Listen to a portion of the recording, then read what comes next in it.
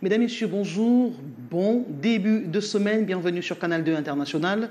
Le temps est consacré au journal bilingue. C'est le 13h, une coprésentation de Monique Naoussi-Fosso et de Sherifa Saleh. Sherifa, good day. Good day, Monique Naoussi. Happy weekend, and thank you for keeping it on time to watch the 1 p.m. Bilingue newscast on Canal 2 International. Right ahead, we start with our top stories.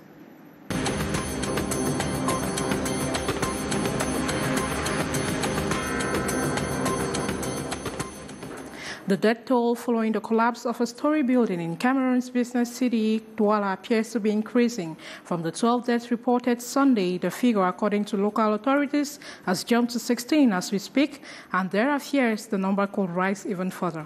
Près d'une dizaine de morts sortis d'ombre d'un immeuble de 4 étages à Douala et plusieurs dizaines de blessés admis en soins intensifs à l'hôpital La Quintini. C'est le bilan de l'effondrement d'un immeuble survenu la nuit de samedi à dimanche au lieu dit Dépôt Guinness au quartier d'Ogbon à Douala, ce qui a à nouveau ouvert le débat sur les constructions qui ne respectent pas les normes dans cette ville. The unsanitary situation in the markets of the capital city Yaoundé has reached the apex. The heaps of garbage keep mounting and fast engulfing the business spots of the traders. En culture, Dédi et Yango fait trémousser les mélomanes à Yaoundé. Les vacanciers ont eu l'occasion de savourer le riche répertoire du prince des montagnes.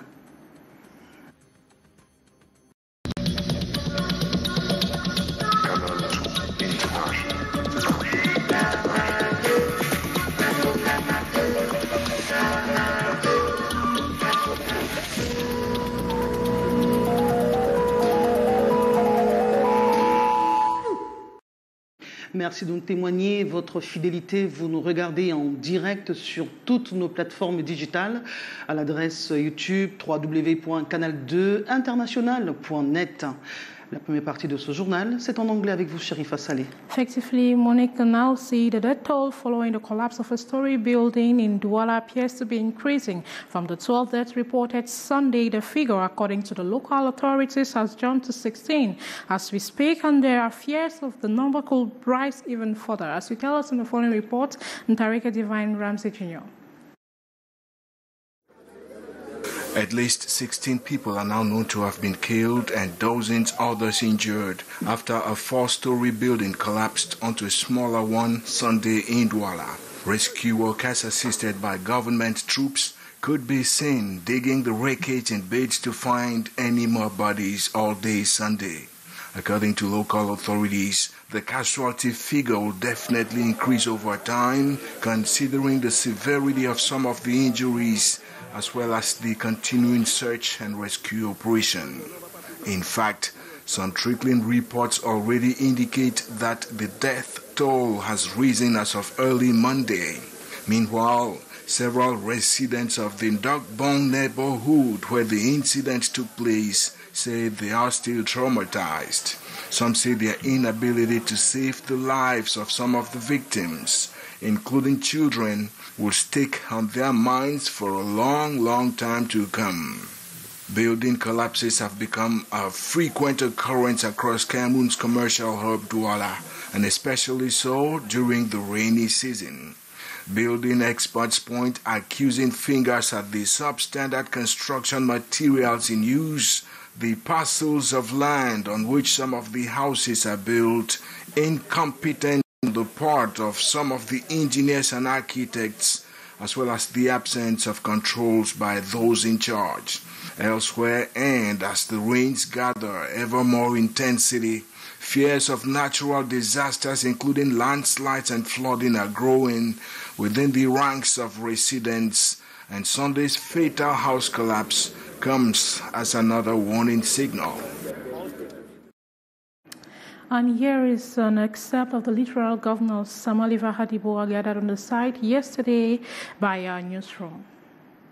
This night, around midnight, the building of 4 stories collapsed and 31 people were concerned. We've got 12 that died and the other one that are in the hospitals. So we want to tell population that the situation is under control because the military people, gendarmes, and also the other companies and firefighters are around. They are working to make sure that there is nobody remaining inside. So they are still working, and we are sure that they are going to make efforts to finish the work even today or tomorrow. And in the following report, Maureen pens a story on orphans who have found shelter in DOUALA 5 locality, precisely Makepe, Misoke. Most of them are internally displaced persons from the northwest and southwest regions. The hosts have described their difficult conditions, as you tell us in the following report.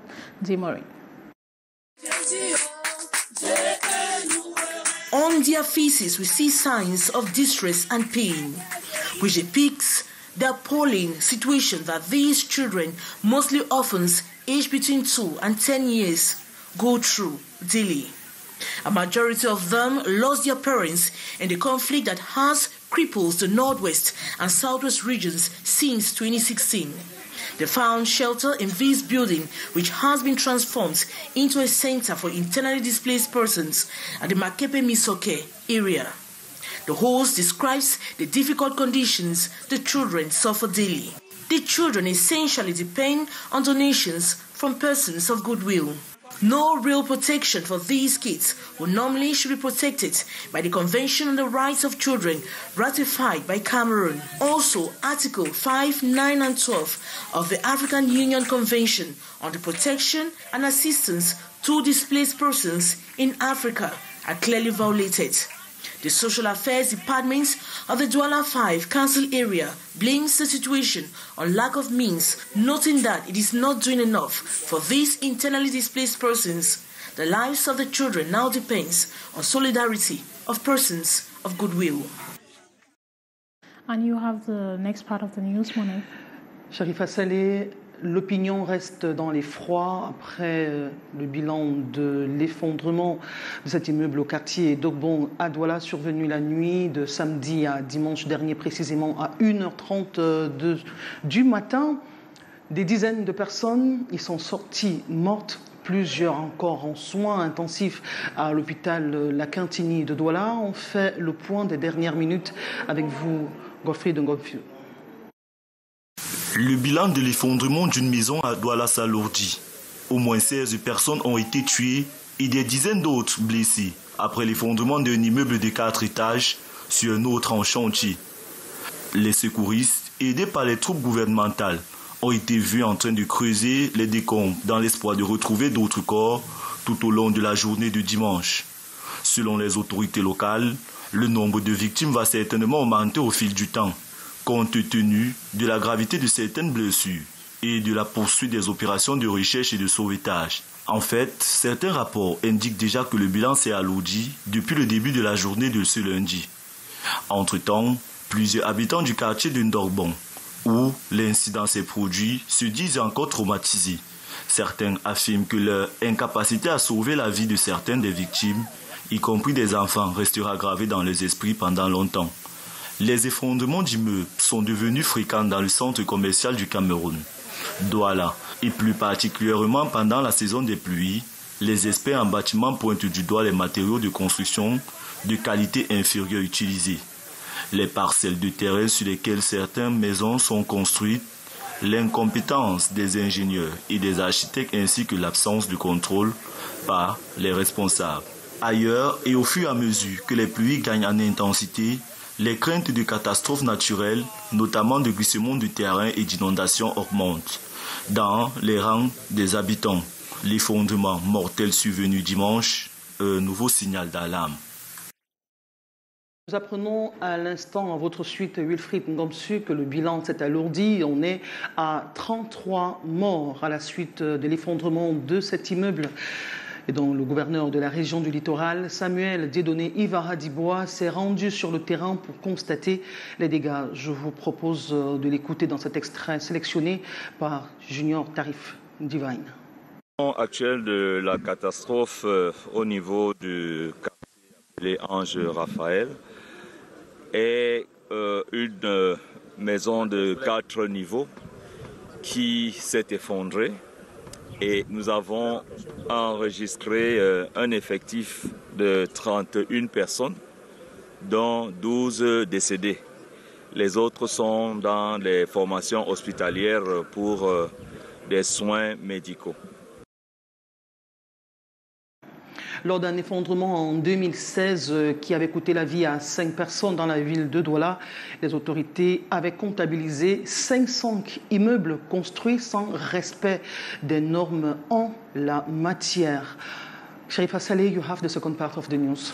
Effectively, Monique, now see we take you to the northwest region of Cameroon, where there has been a verbal agreement between the newly elected and appointed senators of the northwest origin and the Office of the Public Independent Conciliator for concerted effort to better the lot of the masses.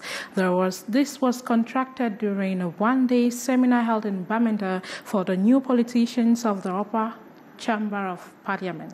Information gathered by Annie Collins. Elected and appointed senators of the Northwest region and the Public Independent Conciliator for the region have sealed a verbal deal aimed at working for the good of the local population. On a recent one-day sensitization seminar in Bamenda, the office of the PIC used 3 brief exposés to make known their new office to lawmakers of the upper house of parliament. They are there for the local population, just like us. We are there for the councils.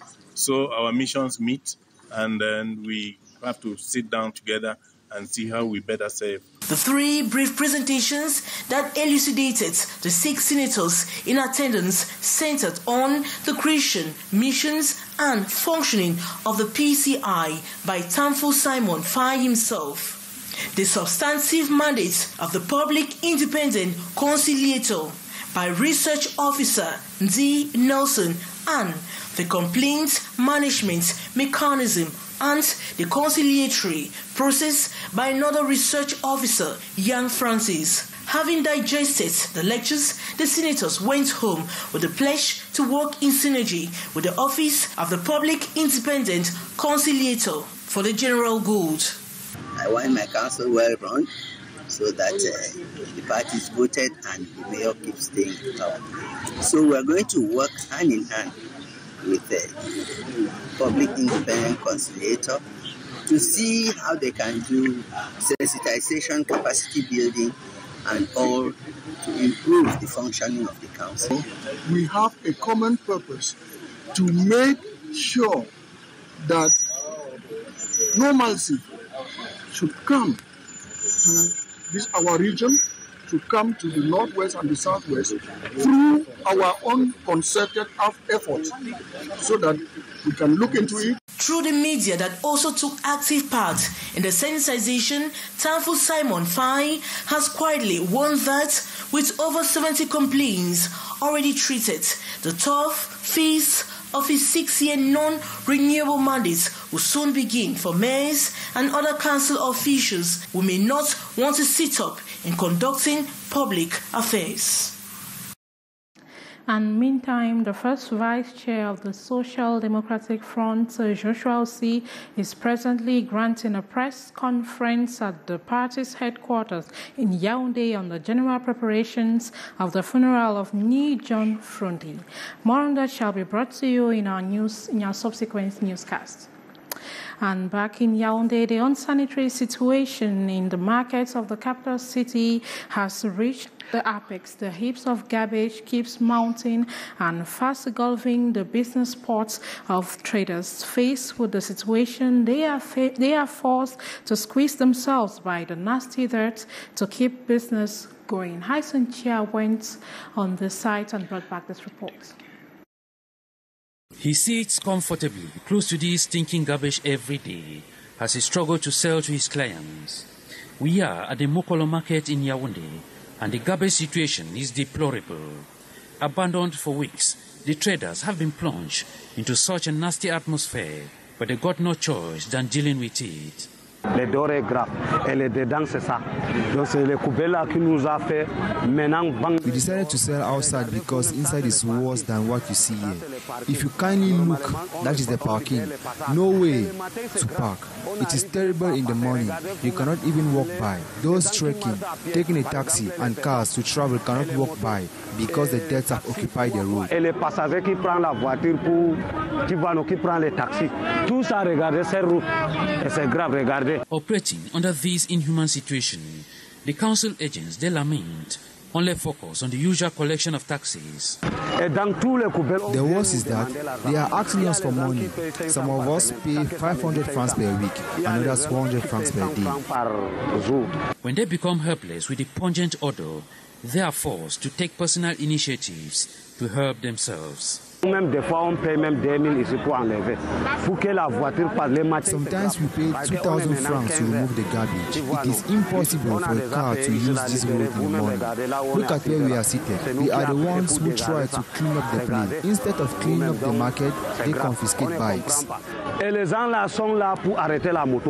And just like Mukolo, it is a similar situation here at the Mange market. And what is more dangerous is that foodstuffs are equally being sold at these disgusting areas. This at a time Cameroonians are battling to stay free from the reigning cholera epidemic.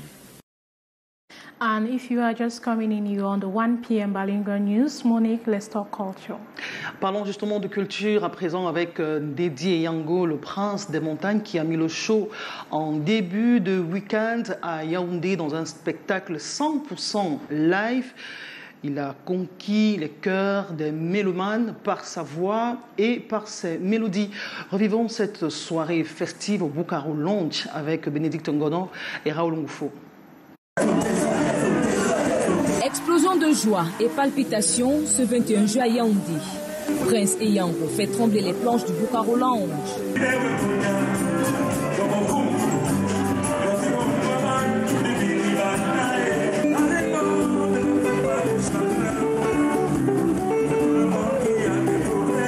À travers son riche répertoire, le prince des montagnes replonge ses fans dans l'ambiance pure Makossa. Tous ces titres à succès revisités en live au cours d'un spectacle ou d'environ 2 heures d'horloge.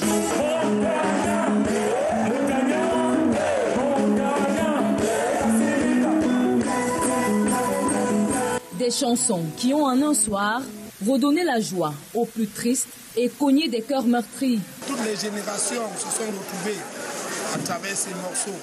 Nous lui disons merci. Il y a une chanson particulière qui m'attirait ici, qui s'appelle Patou, où on dit innocent en prison et coupable en liberté. J'ai été victime de beaucoup de mauvaises choses. Je suis ici très innocente, mais on m'a incarcérée et les coupables sont en liberté. Alors je suis venu me défouler. Le spectacle ravit également des confrères du showbiz présents. Si j'avais le pouvoir, j'allais donner la dernière médaille à Dédi Yango. Mais je ne suis que son frère. Le spectacle est plus que super. L'icône du Makossa revient sur scène après de nombreuses années dans le silence. Il retrouve avec beaucoup de fierté son public qui lui est resté fidèle malgré le temps.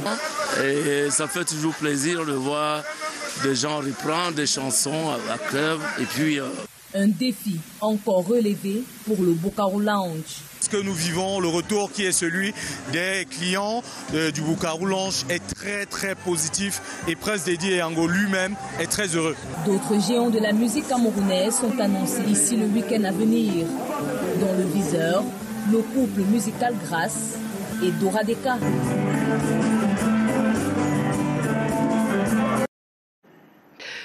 Une messe à ciel ouvert, au plein cœur du marché Mokolo à Yaoundé. Un rendez-vous inhabituel qui a drainé du beau monde ce week-end. C'est la caravane du Père Pascal dans ce lieu de commerce afin de mener le plaidoyer pour la préservation de la paix au Cameroun. Au menu, la prière, la louange, la bénédiction, le tout saupoudré d'un grain de folie des commerçants. Ambiance garantie, Janice Kamga. Patrick Tofoué est le nouveau Mister Francophonie. Le mannequin de 31 ans a remporté ce week-end à Flic-Flac en île Maurice le concours Mister Francophonie 2023. une compétition qui récompense depuis 2018 la beauté masculine dans les pays francophones du monde. Il repart avec la somme de 3 millions de francs CFA et devient le deuxième Camerounais à gagner cette compétition, après Daniel Bouda en 2018. À 17 ans, Cliquez Magloire Gounou est championne junior du prestigieux tournoi de Wimbledon de la catégorie féminin, une première pour un ressortissant du Cameroun. Un mois après sa victoire au prix Roland-Garros, en duo avec l'américaine Tyra Grant, la jeune tenniswoman continue de rafler les prix. Au total, Gounou, c'est 9 titres remportés en double et 31 sur 33 gagnés en simple cours de sa jeune carrière. Elle a été 8e au classement mondial ITF Junior en 2022, vainqueur de l'Orange Bowl en 2018 et double vainqueur de l'Open Australie Junior en 2022. Autant de distinctions qui font du Cameroun une référence dans plusieurs domaines. Merci Haroun Nazira qui vient de nous proposer à la place le round-up des performances des Camerounais à l'international. Mais nous revenons sur cette caravane de la paix de Père Pascal à Yaoundé. Une messe dans un lieu inhabituel. Au marché Mokolo à Yaoundé, il prêche la paix, la réconciliation au Cameroun. Ambiance avec Janice Kamga. Le dispositif installé ce week-end au marché Mokolo n'est pas commun. Une scène a été élevée en plein carrefour. La sono diffuse de la musique religieuse et des choristes vivent en symbiose avec un public de commerçants survoltés qui reprennent en chœur les couplets célèbres de quelques chansons gospel, non sans esquisser quelques pas de danse entre deux ventes.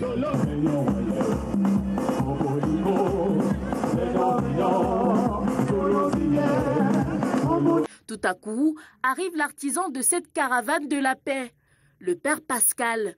Accueilli chaleureusement, c'est le bain de foule. Ses bénédictions s'arrachent via le rituel de l'imposition des mains. La messe bat son plein. Dans son homélie, l'homme de Dieu prêche la paix. Il invite les uns et les autres à protéger et bâtir ensemble le Cameroun. La paix que Jésus vous laisse, c'est le bonheur dans votre vie. Le bonheur dans votre famille. Ce message, il l'étend au pays tout entier où la paix sociale a perdu des plumes, comme le traduit l'actualité de ces derniers jours. Et la paix que nous prenons aujourd'hui, ce n'est pas pour aujourd'hui, c'est pour ce qui pourrait éventuellement se passer demain au Cameroun. Nous sommes là pour sensibiliser les populations, en particulier la jeunesse, pour être les relais de la paix. L'auditoire semble conquis. Ici, l'ambiance est communicative. Ce spectacle heureux, le Père Pascal espère le retrouver dans les prochains lieux de rassemblement massif visés par la caravane, à savoir les établissements scolaires, les universités, entre autres. La communauté de Wouma à Yaoundé célèbre sa culture, mais en appelant au retour à la paix dans la région du nord-ouest Cameroun. Chérif Assalé. Effectively, Monique can now see the population of Kiso in the Menchum division of the Northwest region have called on conflict parties to give peace a chance for development. They made the call over the weekend in Yaoundé while opening the 3-day Keshugu Wom Festival, a forum to celebrate their culture away from home. As they tell us, Hai Senchai in the following report. The beauty of the Kesugu Wom Festival, which brought together sons and daughters of the Kesu community in Yaoundé, under the patronage of the Prime Minister Joseph John Guti, who used the forum to send across a strong message of peace. The Prime Minister is a traditional ruler, and no traditional ruler sits to rule on a people who are disunited. So he asked me to send his message of peace, his plea for peace, through the organization of this Kesugu Festival to all communities, not only those in Wum, but all over the northwest and southwest regions and the far north, where there is some instability, that we cannot progress and carry out development when there is no peace. From the Menchum division of the Northwest region of Cameroon, the thousands of population regret the absence of a serene atmosphere that can permit them enjoy their culture back home. But away from home, They keep striving to maintain such cultural values and foster development. We've been living through sad times and we've been separated for long from our communities. So we need to find a way to, despite the challenges that we're going through, to maintain peace, to see how we can foster our cultural heritage, bring our people together and contemplate possibilities of carrying forth our development and economic restructuring, because it all starts back home before we can take it to the nation. The 3 days festival, which wraps up on Saturday, July 22nd, has equally been punctuated by interesting display of dance groups from other regions of Cameroon in a bid to promote the goal of living together. We talk sports with you, Monique. Sport, football, Interpol 2023, les matchs de la 5e journée de la poule A se sont disputés hier dimanche. Et à l'affiche, 2 matchs importants pour rejoindre les demi-finales, Volcan du Noun contre Sporting de Marois et Iosha FC de Limbé contre Académie de Nyom 2. Le résumé de ces rencontres avec Daniel Anissé-Boudjier et Samuel Ebakissé. Premier faux pas pour Volcan du Noun aux Interpol 2023. Après une série de victoires, le club de Fumban s'est incliné ce 23 juillet à l'annexe A du stade d'Olembe devant le Sporting de Marois. En perdant 0 but contre 1, il perd également son fauteuil de leader de la poule A au profit de Isosa FC de Limbé. L'exigence avec laquelle nous travaillons avec les enfants, c'est toujours de produire le bon résultat. Mais quand ça ne marche pas, on cherche la bête. Je pense que cet après-midi, nous avons trouvé la bête. Et nous allons remettre totalement cette équipe au kiné parce que au niveau de la programmation, ça n'a pas été très facile. On ressent la lourdeur chez les enfants. Mais on va pas cracher ce que les enfants ont fait. On va les féliciter en soudine, mais on va les appeler de revenir rapidement à l'heure pour aborder les demi-finales dans de bonnes conditions. Pour le trouble fait, Sporting de Marois déjà éliminé, c'est une belle expérience. C'est la première fois qu'on arrive aux Interpol avec un travail pratiquement de 6 mois. Vous voyez qu'on a vraiment bossé, les enfants se sont donnés à fond. Mais on n'a pas démérité, on va toujours rester dans la positivité, continuer et espérer peut-être l'année prochaine. En attendant l'année prochaine, Isosa FC de Limbé file en demi-finale. Le club de la région du Sud-Ouest s'est imposé plus tôt en journée ce dimanche devant Académie de Nyom 2, 3 buts à 2. L'autre qualifié malgré la défaite du jour, c'est Volcan du Noun qui jouera en demi-finale, une autre grosse pointure, Banfin United de Bamenda.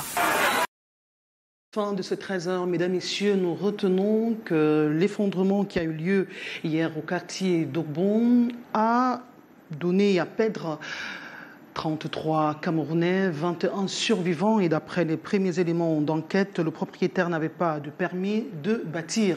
Une enquête est d'ores et déjà ouverte et le ministre Kitia Courtès s'y est rendu ce matin pour constater les dégâts, le ministre de l'Urbanisme et de l'Habitat. Nous suivons pour vous, minute by minute, autant pour moi, cet autre drame survenu dans la ville de Douala où on comptabilise depuis 2016 500 immeubles qui ne respectent pas les normes de construction. Ce sont les chiffres des autorités à la suite d'un autre effondrement qu'on a enregistré dans la même ville cette année-là. C'était 5 morts. Sharifa Saleh, good day. Good day, Monique. Now see you live on the 1 p.m. Bilingual News on Canal International. It was a co-presentation of Sharifa Saleh and Monique. Now see will be yours again tomorrow, same time. As for us, it's a happy weekend.